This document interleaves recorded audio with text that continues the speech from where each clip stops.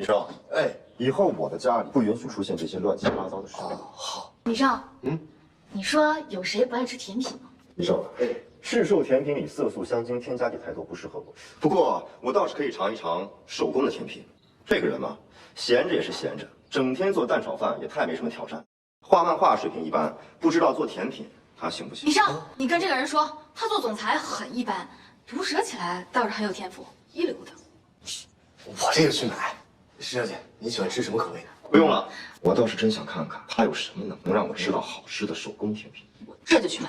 李生，送我一下。好，李生，跟我去厨房。